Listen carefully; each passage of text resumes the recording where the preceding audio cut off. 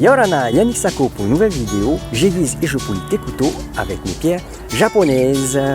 Yorana Louise Frogier du rucher apicole Meriani et c'est par là que ça se passe.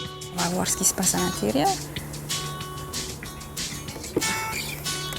Hello!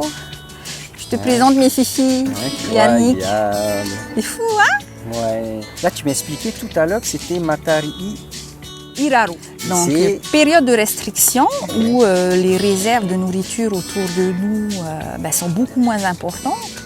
Donc, forcément moins importante aussi pour elles. C'est la saison fraîche et froide chez nous où, pour les apiculteurs, c'est pas une période de repos. Je te présente cette colonie, on va dire celle-là. Et le but, en fait, aujourd'hui, c'était de voir si elles vont bien, quoi.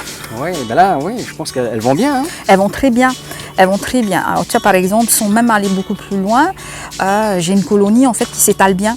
Elle est sur les 10 cas. Ça veut dire qu'il y a quand même, malgré l'hiver austral, j'ai une reine en fait, qui continue à bien pondre. Elle t'aime, hein? On va dire ça comme ça. On va dire qu'elle t'aime parce qu'aucun signe d'agressivité. Oui, elles sont paisibles. Elles sont très paisibles. On ne va pas non plus prendre notre temps parce qu'elles n'aiment pas forcément passer à la télé. Elles sont autant là, dans la ruche, que sur le toit de la ruche. Voilà, que sur le toit de la ruche. Et si tu regardes bien, en fait, elles sont accrochées. Hein. Tu peux tourner ton toit en fait, dans tous les sens. Ouais. Elles vont rester en fait, accrochées au toit. Par contre, non, elles t'aiment vraiment beaucoup. Hein. Aucun signe d'agressivité. Ça fait plaisir de sentir.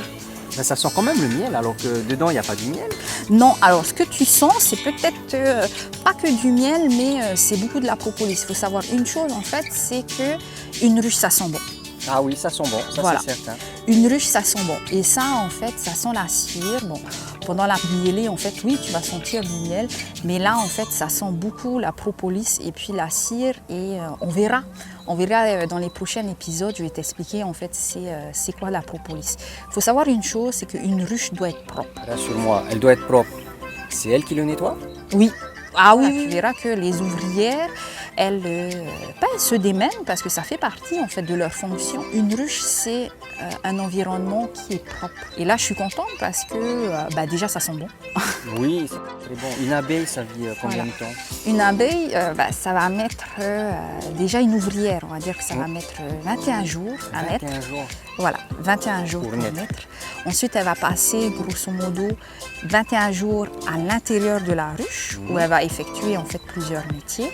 Et ensuite, le métier ultime en fait, c'est le métier de butineuse et c'est en fait les abeilles que tu vois voler. Et c'est elles qui vont chercher la nourriture. C'est celle que j'ai pu voir avec du pollen sur les pattes. Exactement, c'est celle-là. Et c'est elles en fait qui nourrissent la colonie.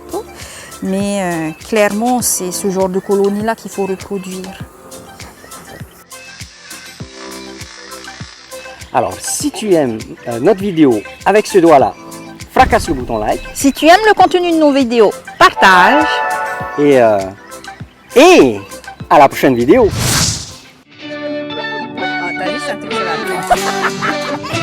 on voit bien. On lui fout la paix, ok? J'ai pas compris que c'était celle-là, moi. Ah, non, mais moi, je vois les... Pas mettre. Voilà. Ça date, Yann.